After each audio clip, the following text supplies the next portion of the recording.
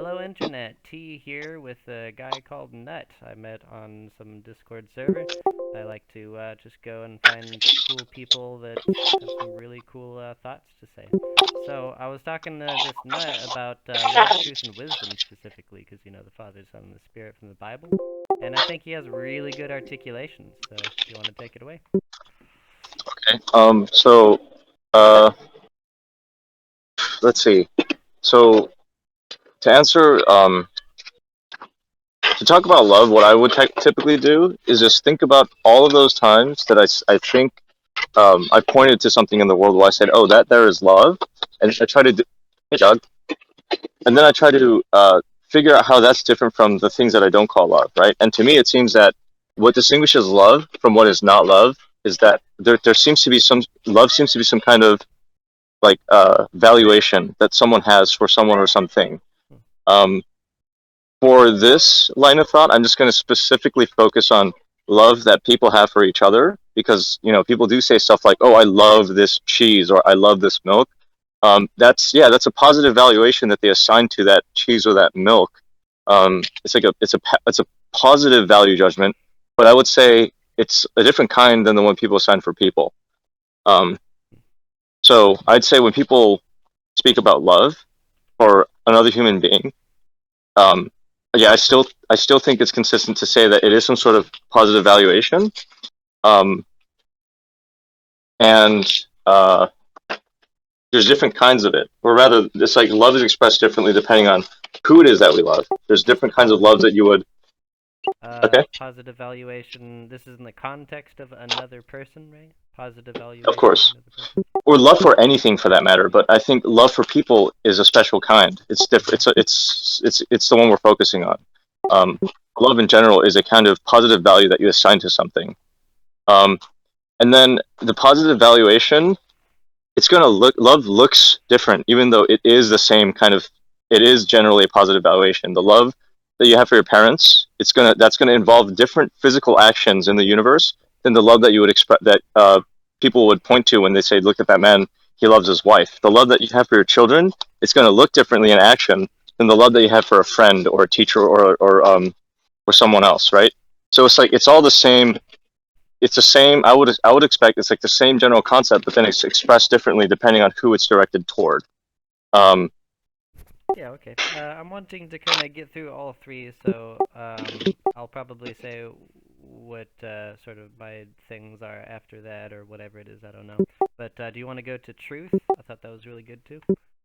okay, so to me, what separates something that is true from what is not true is that it's darn it. You're fine. Okay, so let's see. When something is true when the statement makes sense and the statement is more consistent or congruent with our observations of the universe than something that is not. So I don't know about 100% truth or certainty, but to me, you can have certain things that are more a belief that is more justified than another belief, and that's all I really care about. So for me, truth, um, I don't know if it's like possible or if it's like wise um, to claim truth, but to me, I just care about justified beliefs, and to me, truth is just going to be the most justified belief. Ah, there we go.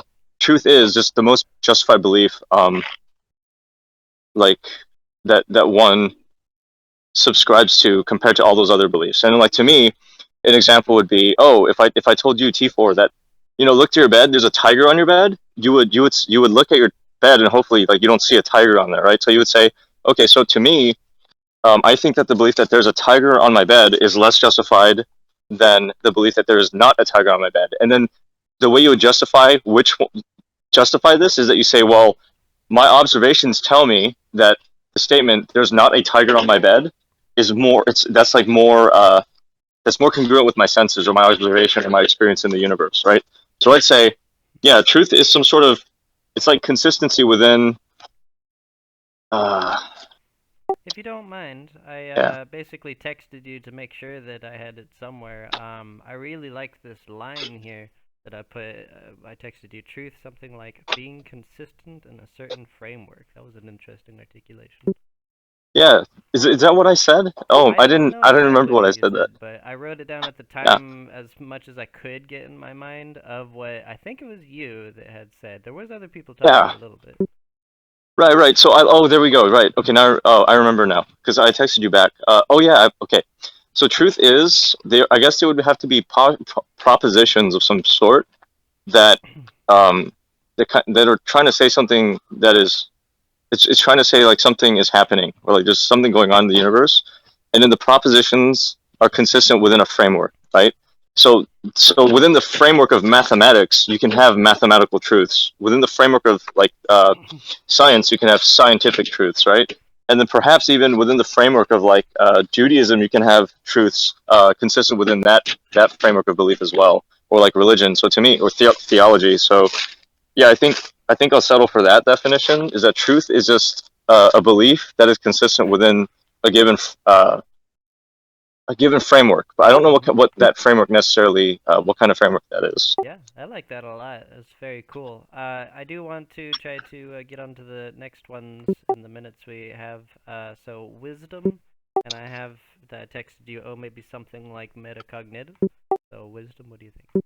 Yeah. So I don't know if metacognitive is the right word, but to me, wisdom has to do with not whether you can accomplish something, but whether that accomplishment is worthy itself. And then the example that I gave is, so you can build a tank, right? And you can be wise and you can be smart. You can master the universe and produce like a battle tank, but then you can then use that battle tank to go like attack an orphanage, and you can like decimate every single person that is in that orphanage to like 100%, success, right? 100% accuracy, 100% success rate. But I would say that's unwise. The person is proficient, they are competent, they are smart, they mastered physics, engineering, electronics, and chemistry to produce that tank. But there was some sort of deficiency that caused them to believe that it was a good thing or it was a worthy outcome to use it to, attack an orphanage. So I'd say wisdom has not necessarily just to do with our competence or grasp or our knowledge. It probably has to do with whether we have the proper framework that can make sure we don't, use these things towards uh, like bad ends or not, maybe not bad, but that we use them Let properly. me try to repeat you, because I'm afraid I might be losing the retainment, and I really want to retain. So I think let's see. The first part was let's see, second part framework, but you said in the first part, oh yeah, what was it? Accomplishing something worthy. Is that close enough? It's whether the accomplishment is worthy, whether our Yes. prospective, whether what we plan to do is worthy in the first place, right? Like if I told you like, oh man, I'm like the best physics man in the world, and then I'm like, oh, I know exactly how much pressure I need to cut off one of my fingers with this dull knife, right? And then I'm like, oh yeah, I know exactly how much I need, and I should do it, right? So to me, I'd say no, no, no. The belief that you should do that is unwise. That there's a deficiency there, but I can't really pin what it is. Okay. I'm trying to get the second part that I understand, trying to repeat all of what you said is maybe something like accomplishing something worthy, like in a framework, I think is kind of Yeah, the. of course it would be framework dependent, absolutely. Because the person who thinks that it's worthy to, it's a worthwhile end to chop off his finger, it's like he thinks that it's still a worthy end. It's just I would disagree with it. Okay. And you know what? It might turn out that he's right. It might turn out like he needs, if he doesn't cut off his finger, like a bunch of thugs are going to come over and like do something really bad to him. I don't know, I don't know why the guy would do that, but I would.